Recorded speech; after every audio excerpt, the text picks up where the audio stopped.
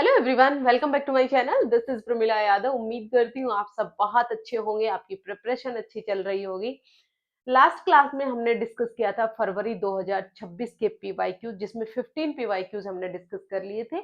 उससे आगे के 15 एमसीक्यूज आज हम डिस्कस करने वाले हैं। तो आइए पहला सवाल देखते हैं। In order to facilitate student learning in progressive classroom, a teacher should emphasize on practice of। Progressive classroom क्या होता है? प्रगतिशील जो आपका कक्षा कक्ष है, उसका मतलब ये है कि जहां पर बच्चे की नीड्स को ध्यान में रखा जाता है, चाइल्ड सेंटर्ड पेडागोजी का यूज किया जाता है, लर्निंग बाय डूइंग की बात की जाती है, लर्निंग बाय डूइंग की बात की जाती है, करके सीखने की। स्टूडेंट है वो एक्टिव पार्टिसिपेशन करेंगे, स्टूडेंट क्वेश्चन करेंगे, एक्सप्लोर करेंगे, इंक्वायरी करेंगे। ये आपका प्रोग्रेसिव क्लासरूम का सेटअप होता है। यहाँ पर पैसिव नहीं होते स्टूडेंट, पैसिव नहीं होते। पैसिव तो स्टूडेंट किसी भी टीचर सेंटर्ड मेथड की क्लासरूम में होते हैं, जैसे लेक्चर मेथड हो गया। उसके बाद रिफ्लेक्टिव थिंकिंग। रिफ्लेक्टिव थिंकिंग का मतलब होता है चिंतनशील सोच। इसका मतलब क्या है कि बच्चा है किसी भी टॉपिक के बारे में गहराई से सोचता है, उसके प्रो और कॉन्स के बारे में सोचता है, उसके रीजन क्या रहे इसके पीछे, उन सब चीजों के बारे में डिटेल से सोचता है, तो वो रिफ्लेक्टिव थिंकिंग होती है। जैसे बच्चे ने मैथ का एग्जाम दिया, तो मैथ के एग्जाम में बच्चे को अच्छे मार्क्स नहीं आए, अब बच्चा रोने की बजाय ये सोच रहा है कि मैथ के एग्जाम में अच्छे मार्क्स उसे क्यों नहीं आए। क्या उसने प्रिपरेशन अच्छी नहीं की, या फिर उसने कहीं ये जो क्वेश्चन की प्रेजेंटेशन है ये उसने अच्छे से नहीं की, कहाँ उसकी कमी रह गई जो उसके मार्क्स अच्छे नहीं आए। ये होती है रिफ्लेक्टिव थिंकिंग। ओबिडेंट लिसनिंग ये होता है कि आप बच्चे को पिन ड्रॉप साइलेंस करके बिठा दें कि आप चुपचाप बैठ के जो मैं कह रहा हूं वो सुनो, वो भी एक्टिव पार्टिसिपेशन नहीं होता, ये भी टीचर सेंटर्ड है। बिहेवियर कंडीशनिंग की बात बिहेवियरिस्ट करते हैं, व्यवहारवादी कहते हैं, जो स्टिमुलस और रिस्पॉन्स के बीच में कंडीशनिंग की बात करते हैं, जैसे वॉटसन हो गए, थोंडाइक हो गए, स्कीनर हो गए, पावलोव हो गए। तो इस क्वेश्चन का आंसर क्या हो जाएगा? Reflective thinking. नेक्स्ट क्वेश्चन देखिए।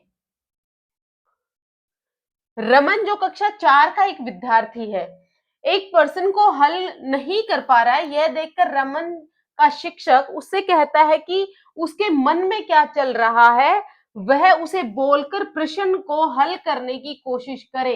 इस तरह का मौखिकरण क्या है? एक बच्चा है 4th क्लास का, जो किसी भी क्वेश्चन को सोल्व कर रहा है, लेकिन वो सोल्व नहीं कर पा रहा है, तो टीचर ने उसको सजेशन दिया कि आप क्या करें, जो आप मन में सोच रहे हो उसको बोल बोल के आप सोल्व करें। तो ये मौखिकरण क्या है? सहायक है क्योंकि भाषा सोचने की प्रक्रिया को सुगम बनाती है। केवल अधिगम अक्षमता वाले विद्यार्थियों के लिए सहायक है क्योंकि उन्हें श्रवण प्रसंस्करण में कठिनाई होती है। देखिए, लर्निंग डिसेबिलिटी वाले बच्चे को हियरिंग से रिलेटेड कोई प्रॉब्लम नहीं होती। लर्निंग डिसेबिलिटी यानी जिस बच्चे को अधिगम से संबंधित अक्षमता है, जैसे डिस्ग्राफिया हो गया, जिस बच्चे की राइटिंग अच्छी नहीं होती, जिस बच्चे को लिखने संबंधित कठिनाई है। डिसकैलकुलिया हो गया, जिस बच्चे को मैथ से रिलेटेड प्रॉब्लम है। ये डिसलेक्सिया हो गया, जिस बच्चे को रीडिंग से रिलेटेड प्रॉब्लम होती है। इन बच्चों को हियरिंग से रिलेटेड कोई प्रॉब्लम नहीं होती, तो ये तो गलत हो गया। अनु उत्पादक है क्योंकि भाषा और सोच आपस में संबंधित नहीं होते। देखिए, भाषा और सोच है, लैंग्वेज और थॉट है, दोनों एक दूसरे से इंटर रिलेटेड होते हैं। लेव वाइगोस्की कहते हैं कि पहले बच्चे में भाषा का डेवलपमेंट होता है, फिर उसके बाद बच्चों में विचारों का डेवलपमेंट होता है। यानी पहले लैंग्वेज आती है, फिर उसके बाद थॉट आता है। लेकिन जीन पियाजेट बिल्कुल इससे उल्टा कहते हैं कि बच्चे में पहले थॉट आते हैं, फिर उसके बाद बच्चे में भाषा का डेवलपमेंट होता है। तो ये तो बिल्कुल गलत हो गया। भाषा और सोच है, ये दोनों रिलेटेड तो हैं, ये भी गलत हो गया। व्यर्थ है क्योंकि भाषा सोचने की प्रक्रिया में बाधा डालती है। नहीं, भाषा है सोचने की प्रक्रिया में सहायक होती है, बाधा नहीं डालती है। तो इसका ऑप्शन पहला ठीक हो जाएगा, क्योंकि सहायक है, सोचने की प्रक्रिया को सुगम बनाती है। इस पे लेव वाइगोस्की और जीन पियाजेट दोनों ने बात की है कॉन्ट्राडिक्टरी, लेकिन दोनों ने ही इन दोनों चीजों को इंपॉर्टेंस दी है। नेक्स्ट क्वेश्चन देखिए। A teacher who believe in constructivist pedagogy. Constructivist pedagogy का मतलब है जब टीचर ये मान रहा है कि हर एक बच्चा यूनिक होता है, हर एक बच्चा अपनी नॉलेज का निर्माण खुद कर लेगा जब वो अपने इन्वायरमेंट के साथ इंटरेक्ट करेगा। इन्वायरमेंट का मतलब सिर्फ भौतिक वातावरण नहीं है, इन्वायरमेंट का मतलब है बच्चे के आसपास के लोग, बच्चे के लर्निंग रिसोर्सेज, कौन कौन से संसाधन आपने बच्चे को उपलब्ध करवाए हैं, उसमें बुक्स भी आएंगी, उसमें टीचिंग लर्निंग मटेरियल भी आएगा, उसमें आपकी वीडियो भी हो गई, आपकी पिक्चर्स भी हो गई, आपकी चार्ट भी हो गई, ये सब चीजें इन्वायरमेंट के अंदर आती हैं। तो कंस्ट्रक्टिविस्ट पेडागोजी के लिए teacher avoid judgement of student solely on basis of socio cultural background. बात तो ठीक लग रही है, क्योंकि सिर्फ और सिर्फ सोशियो कल्चरल बैकग्राउंड को लेकर ही आप जजमेंट नहीं बना सकते। क्यों? क्योंकि बच्चे की लर्निंग को प्रभावित करने वाले बहुत सारे कारक होते हैं। सिर्फ बच्चे की लर्निंग को सामाजिक और सांस्कृतिक बैकग्राउंड ही प्रभावित नहीं करते, ये करते हैं, लेकिन केवल यही नहीं करते, इनके अलावा क्या करते हैं? इनके अलावा बच्चे की हेरिडिटी हो गई, यानी आनुवंशिकता हो गई, बच्चे की इंटेलिजेंस कैसी है, उसके अलावा बच्चे को रिसोर्सेज अवेलेबल है या नहीं है, उसके अलावा बच्चे का सोशल एनवायरनमेंट कैसा है, उसके अलावा बच्चे की माता पिता का इकोनॉमिक स्टेटस कैसा है, बच्चे की खुद की हेल्थ कैसी है, बच्चे का फिजिकल डेवलपमेंट कैसा है, कॉग्निटिव डेवलपमेंट कैसा है, ये सब चीजें बच्चे के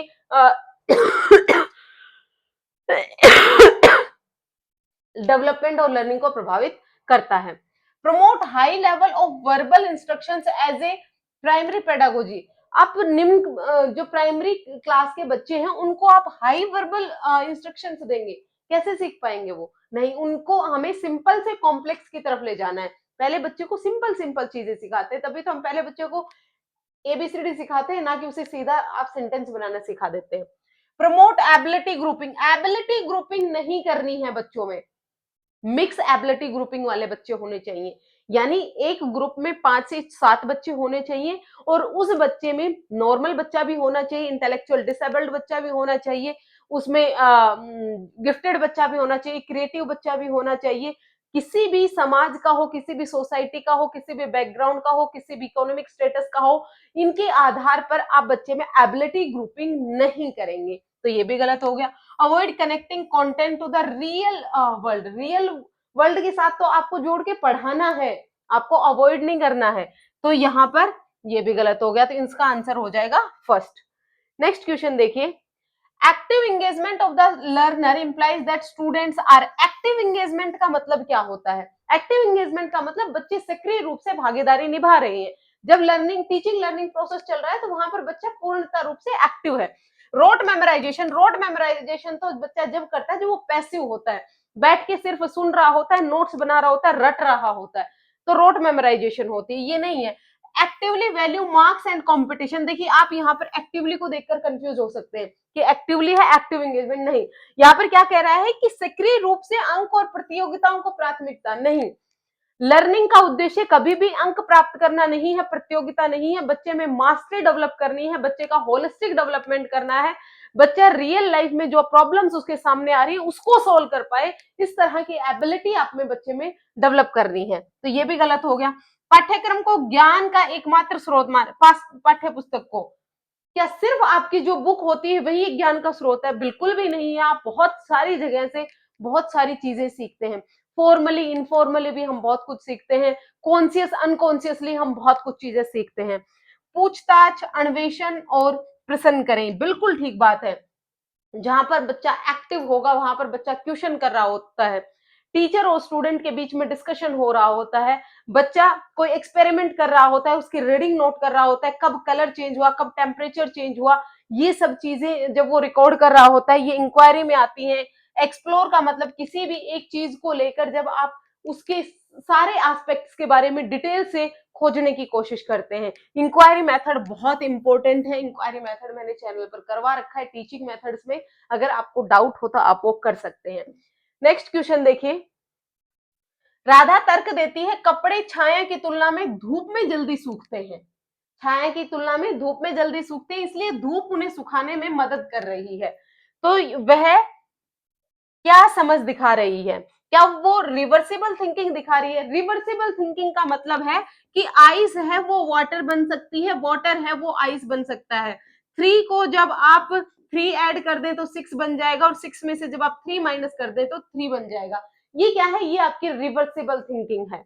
डिसेंट्रेशन का मतलब होता है जब आप एक टाइम पर एक से ज्यादा डायमेंशंस पर फोकस कर पाए। आप हाइट पर और जो आपकी लंबाई और चौड़ाई है, ऊंचाई है, इन पर आप एक साथ फोकस कर पाए। मतलब जैसे वो एक ग्लास का एग्जांपल मैं कई बार देती हूँ, अगर आपको डाउट हो तो ये मैंने पियाजेट की थ्योरी में बहुत अच्छे से एक्सप्लेन किया, आप वहां देख सकते हैं। एनिमिज्म का मतलब होता है जब बच्चे को लगता है कि उसकी जो डॉल है, उसके जो टॉय है, उसका जो टेडी है, उसको भी भूख लगती है, उसको भी प्यास लगती है। इसीलिए प्री ऑपरेशनल स्टेज का बच्चा, जब बच्चा 2 से 6 वर्ष में होता है, तो वो अपने डोल को भी खाना खिलाता है, अपने टेडी को भी पानी पिलाता है, उसको लगता है कि उसे भी भूख प्यास लगती है। ये एनिमिज्म है। इसका आंसर कॉज एंड इफेक्ट है, कारण और प्रभाव है कि धूप है, धूप के प्रभाव के कारण कपड़े हैं वो जल्दी सूख जाते हैं। इजी है, आप इजीली कर पाएंगे इसको। नेक्स्ट क्वेश्चन देखिए, विच of the following is an example of intrinsic motivation. Intrinsic motivation का मतलब क्या होता है? आंतरिक अभिप्रेरणा, जहां पर लोकस आपका अंदर ही होता है। मोटिवेशन का लोकस आपके अंदर होता है, बाहर से किसी लोकस की जरूरत नहीं पड़ती। एक्सट्रेंजिक मोटिवेशन का मतलब क्या होता है? जहां पर लोकस बाहर की तरफ होता है। मोटिवेशन है, ये दो तरीके की होती, इंट्रेंजिक और एक्सट्रेंजिक। एक्सट्रेंजिक जहां पर मोटिवेशन का लोकस बाहर हो, और इंट्रेंसिक जहां पर लोकस अंदर हो। जो आपको काम खुद को करना पसंद है इसलिए आप कर रहे हैं, तो ये इंट्रेंसिक मोटिवेशन है। एक्सट्रेंजिक मोटिवेशन जब आपको रिवॉर्ड चाहिए, आपको इनाम चाहिए, आपको टॉफी चाहिए, चॉकलेट चाहिए, प्रशंसा चाहिए, एग्जाम को क्वालिफाई करना है, आपको किसी की डांट नहीं चाहिए, उससे बचने के लिए जब आप काम करते हैं, ये सब आपकी एक्सट्रेंजिक मोटिवेशन होता है। Playing a game for prize money, prize money extrinsic motivation हो गया, गलत हो गया। Playing a sport for personal enjoyment, खुद की खुशी के लिए जब हम कोई काम करते हैं तो वो इंट्रिंसिक मोटिवेशन होता है। Completing the homework to avoid being scolded by parents, parents की डांट से बचने के लिए जब आप कोई काम कर रहे हैं, ये भी एक्सट्रेंजिक मोटिवेशन है। Studying for a test to get good grade, good grade लेने के लिए भी जब आप कर रहे हैं, ये भी आपकी एक्सट्रेंजिक मोटिवेशन होती है। नेक्स्ट क्वेश्चन देखिए, असर्शन रीजन का क्वेश्चन है। Teacher who believe in the constructivist pedagogy, देखिए कंस्ट्रक्टिविस्ट पेडागोजी का फिर से रिलेटेड क्वेश्चन आ गया है, इंपॉर्टेंट है ये। Should provide a lot of material to the children, जो टीचर कंस्ट्रक्टिविस्ट पेडागोजी में बिलीव करता है उसको बच्चे को बहुत सारे रिसोर्सेज अवेलेबल करवाने चाहिए। रिसोर्सेज का मतलब बच्चे को बुक्स अवेलेबल करवाएं, बच्चे को पिक्चर्स अवेलेबल करवाएं, वीडियो क्लिप्स अवेलेबल करवाएं, एक्सपेरिमेंट का सेटअप करके दें। मतलब जो भी चीजें बच्चे को सीखने के लिए चाहिए, वो सब चीजें आप बच्चे को प्रोवाइड करवाएं, ताकि बच्चा उनके साथ एक्टिविटी करके सीख पाए। बहुत सही है, बिल्कुल ठीक है। यंग चिल्ड्रन डिपेंड शोली, शोली जहां पर आ जाए वहां पर तो मामला गड़बड़ है। On the verbal instruction and lecture for the meaningful learning, meaningful learning कभी भी इंस्ट्रक्शन से और लेक्चर से नहीं होती। मीनिंगफुल लर्निंग हमेशा अंडरस्टैंडिंग से होती है। जब बच्चा खुद एक्टिविटी कर रहा होता है, जब बच्चा एक्सपेरिमेंट कर रहा होता है, जब बच्चा अपने अनुभव बना रहा होता है, तब मीनिंगफुल लर्निंग होती है। तो ये तो गलत हो गया। असर्शन ठीक है, रीजन आपका गलत है।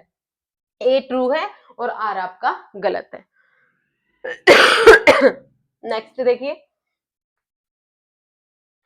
Avoiding the appearance of low ability in front of peer and teacher is an example of.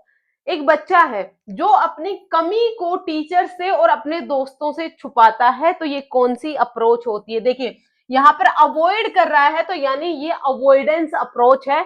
Direct आप आंसर निकाल सकते हैं, performance avoidance approach. Performance avoidance मतलब जब आप अपनी कमी को छुपाने के लिए जब आप कोई काम कर रहे होते हैं, तो परफॉर्मेंस अवॉइडेंस गोल होता है। परफॉर्मेंस अप्रोच गोल क्या होते हैं? जब आप अपने आप को बहुत बेस्ट से बेस्ट प्रेजेंट करने की कोशिश करते हैं। टास्क इन्वॉल्व गोल कौन से होते हैं? ऐसे टास्क, ऐसे गोल जिनमें टास्क इन्वॉल्व होते हैं, जिसमें बच्चा एक्टिविटी कर रहा होता है, जिसमें एक्सपेरिमेंट कर रहा होता है। मास्टरी गोल्स जब आप किसी चीज पर मास्टरी हासिल करना चाहते हैं। नेक्स्ट क्वेश्चन देखिए, Which of the following is an effective way to promote critical thinking in the classroom? Critical thinking क्या होती है? Critical thinking का मतलब होता है जब आप किसी भी रटी रटाई चीजों को नहीं मानते, उस पर अपनी थॉट लगाते हैं कि ये चीज सही है तो क्यों सही है, गलत है तो क्यों गलत है। तो क्रिटिकल थिंकिंग आपने प्रमोट करनी है तो क्या करेंगे, डिस्करेज तो आपको स्टूडेंट को कभी नहीं करना है, यहीं से गलत हो गया। जहां पर आपको डिस्करेज दिख जाए, ओनली दिख जाए, ये आपका बिल्कुल गलत होगा। Discouraging student for asking question, अगर बच्चों को आप क्वेश्चन पूछने से ही मना कर दिया तो बच्चे के जो डाउट्स हैं वो कैसे सोल्व हो पाएंगे, तो ये तो गलत हो गया। Encouraging student to think independently and questioning assumptions, बिल्कुल ठीक बात है। बच्चे को इंडिपेंडेंटली थिंक करने दो और जितने ज्यादा उसके क्वेश्चन है उनको पुट करने दो ताकि बच्चा अपने डाउट्स क्लियर कर पाए और अपने किसी भी टॉपिक को लेकर वो बहुत अच्छे से सीख पाए। Sorry. Providing student with A set of pre determined answer, नहीं, बच्चे को आप रटे रटाए आंसर नहीं देंगे। अगर बच्चे को किसी समस्या का समाधान करने में प्रॉब्लम भी आ रही है तो भी आप उसको डायरेक्ट सॉल्यूशन नहीं बताएंगे, थोड़ा सा सोल्व करके दे देंगे और फिर उसको कहेंगे कि आप इस तरह से इसको सोल्व करें। इंकरेजिंग रोड मेमोराइजेशन को इंकरेज नहीं करना है। नेक्स्ट क्वेश्चन देखिए, असर्शन रीजन का फिर से क्वेश्चन है। Some children have characteristic that resemble their parents while other are markedly different from their parents. आपने देखा होगा बहुत सारे बच्चे ऐसे होते हैं जो अपने माता पिता जैसे होते हैं। जैसे बच्चे के माता पिता लंबे हैं, बच्चा भी लंबा हो गया, बच्चे के माता पिता गोरे हैं, बच्चा भी गोरा हो गया, बच्चे के माता पिता का आई का कलर ब्लैक है तो बच्चे के आई का कलर भी ब्लैक हो गया। लेकिन वहां पर आपको डिफरेंस भी देखने को मिलता है, कई बार देखने को मिलता है बच्चे के माता पिता तो लंबे हैं लेकिन बच्चा छोटा रह गया, होता है, बात बिल्कुल ठीक है। दूसरा क्या है, working out how much any characteristic is due to nature, nature का और जीन्स यानी हेरिडिटी अनुवांशिकता, and how much is due to nurture यानी इन्वायरमेंट इज कॉम्प्लेक्स इशू। ये डिटरमाइन करना कि कौन सी कैरेक्टरिस्टिक है वो हेरिडिटी के कारण आई है और कौन सी कैरेक्टरिस्टिक है वो इन्वायरमेंट के कारण आई है, ये डिफिकल्ट होता है। ये बात भी बिल्कुल ठीक है क्योंकि बच्चे का डेवलपमेंट है वो हेरिडिटी और इन्वायरमेंट दोनों के इंटरेक्शन से, दोनों के प्रोडक्ट से होता है। आप ये नहीं आइडेंटिफाई कर सकते कि ये 50% हेरिडिटी से है और 50% इन्वायरमेंट के कारण है, आप ये डिटरमाइन नहीं कर सकते हैं। तो दोनों ठीक है, दोनों का एक्सप्लेनेशन भी ठीक है, both A and R true and R is not, नहीं गलत हो गया ये, both A and R true, R is the correct explanation of A. ये ध्यान से करिएगा, जैसे अभी गलती हुई, एग्जाम में इस तरह की गलतियां होने के बहुत चांसेस होते हैं। नेक्स्ट क्वेश्चन देखते हैं, which of the following statement about development is correct, विकास के बारे में कौन सी चीज सही है। डेवलपमेंट इज सिंपल, डेवलपमेंट सिंपल नहीं होता, डेवलपमेंट कॉम्प्लेक्स होता है। डेवलपमेंट है वो कॉम्प्लेक्स होता है, किसके कारण, हेरिडिटी और इन्वायरमेंट के कारण, अभी हमने समझा। हेरिडिटी और इन्वायरमेंट के कारण बहुत सारी चीजें हैं जो इंटर रिलेटेड होती हैं और इनको डिफरेंशिएट कर पाना बहुत मुश्किल होता है। Development can always be measured precisely, development को आप प्रिसाइजली मेजर नहीं कर सकते, आप ग्रोथ को मेजर कर सकते हैं। यानी आप ये मेजर कर सकते हैं कि बच्चे की हाइट कितनी है, बच्चे का वेट कितना है, आप ये मेजर कर सकते हैं, लेकिन बच्चे में कितना ग्राम इमोशनल डेवलपमेंट हुआ, क्या आप ये मेजर कर सकते हैं, नहीं कर सकते। बच्चे में कितना सोशल डेवलपमेंट हुआ, आप ये मेजर नहीं कर सकते। ग्रोथ, फिजिकल डेवलपमेंट, शारीरिक विकास को ही हम ग्रोथ कहते हैं, उसको आप मेजर कर सकते हैं, बाकी को नहीं कर सकते, तो ये गलत हो गया। Development is multi dimensional multi directional, बिल्कुल सही बात है। डेवलपमेंट है ये मल्टी डायमेंशन में होता है, बहुत सारे डायमेंशन में होता है। इसका मतलब क्या है, बच्चे का physical development, cognitive development, social development, moral development, emotional development, language development, सभी एक साथ हो रहे होते हैं। ऐसा नहीं होता कि पहले बच्चे का शरीर बढ़ जाए फिर उसके बाद बच्चे का कॉग्निटिव डेवलपमेंट नहीं हुआ, नहीं, ये सारे एक साथ हो रहे होते हैं। और मल्टी डायरेक्शनल का मतलब है डेवलपमेंट है वो पॉजिटिव भी होता है और नेगेटिव भी होता है। अगर आपको इसका एग्जाम्पल पता है तो आप मुझे जरूर बताइएगा, और अगर नहीं पता तो प्रिंसिपल्स ऑफ डेवलपमेंट एक मैंने वीडियो डाल रखा है, वहां पर जाकर देखिएगा, आपको क्लियर हो जाएगा। नेक्स्ट क्वेश्चन देखते हैं, असर्शन रीजन का अगेन क्वेश्चन है, the ability to comprehend and speak depend upon physical development of mouth and brain. बात तो ठीक लग रही है कि बच्चा समझ पा रहा है, ये ब्रेन से रिलेटेड चीजें हैं, अंडरस्टैंडिंग कर पा रहा है, ब्रेन से है, और स्पीक डिपेंड अपॉन जो हमारा वोकल कॉर्ड है, ये इसका जो डेवलपमेंट होता है ये हमारे माउथ के फिजिकल डेवलपमेंट में आता है। बात बिल्कुल ठीक है। Emotional development is related to physical growth, नहीं, यहां पर गड़बड़ हो गई। जो बच्चे का इमोशनल डेवलपमेंट है, बच्चे का जो सांवेगिक विकास है, वो डायरेक्टली रिलेटेड नहीं होता फिजिकल डेवलपमेंट से। हालांकि कहीं ना कहीं फिजिकल ग्रोथ है वो अफेक्ट करती है लेकिन डायरेक्टली रिलेटेड नहीं होता, इसलिए हम इसको कर देंगे कैंसिल आउट। तो ए आपका ठीक है लेकिन आर आपका गलत है। नेक्स्ट क्वेश्चन देखिए, most children can speak 5-6 coherent sentence at, मतलब बच्चे की लैंग्वेज डेवलपमेंट से सवाल है। जब बच्चा लगभग 1 साल का होता है तो वो बैबलिंग करता है या फिर वो एक वर्ड बोलने लगता है, 1 साल में वो एक शब्द बोलने लग जाता है। फिर जब बच्चा 2 से 3 साल की उम्र में आता है, 3 ईयर आ गया, जब बच्चा 2 से 3 साल की उम्र में आता है तो बच्चा टेलीग्राफिक स्पीच बोलने लगता है। क्या? टेलीग्राफिक स्पीच क्वेश्चन पूछा गया है, कौन से एग्जाम में मुझे ये ध्यान नहीं है। टेलीग्राफिक स्पीच क्या होती है? टेलीग्राफिक स्पीच बच्चे में 2 से 3 साल में आती है, जब बच्चा 2 से 3 शब्दों को एक साथ जोड़कर अपनी बात कहना सीख जाता है। बच्चा कंप्लीट सेंटेंस नहीं बना पाता लेकिन 2 से 3 शब्दों को जोड़कर अपनी बात रखना सीख जाता है, उसी को हम टेलीग्राफिक स्पीच कहते हैं, जो 3 साल में आती है। 5 साल में बच्चा 5 से 6 कोहेरेंट सेंटेंस बनाना शुरू कर देता है और लगभग 7 साल में बच्चे की जो भाषा का कंप्लीट डेवलपमेंट है वो हो जाता है। तो इसका आंसर क्या हो जाएगा? 5 ईयर हो जाएगा। नेक्स्ट क्वेश्चन देखिए, according to Lev Vygotsky, as children grow their language develop from। लेव वाइगोस्की हैं, ये 3 प्रकार की स्पीच की बात करते हैं। कौन सी? पहली आती है आपकी सोशल स्पीच, दूसरी आती है आपकी प्राइवेट स्पीच और तीसरी आती है आपकी inner speech, inner silent speech, inner silent speech. ये 3 तरह की स्पीच होती है। जब बच्चा लगभग 0 से 3 साल तक होता है तो उसमें सोशल स्पीच आ जाती है, 3 से 7 साल के बच्चे में प्राइवेट स्पीच होती है और 7 से अबू बच्चे में इनर साइलेंट स्पीच आ जाती है। इसका मतलब क्या है?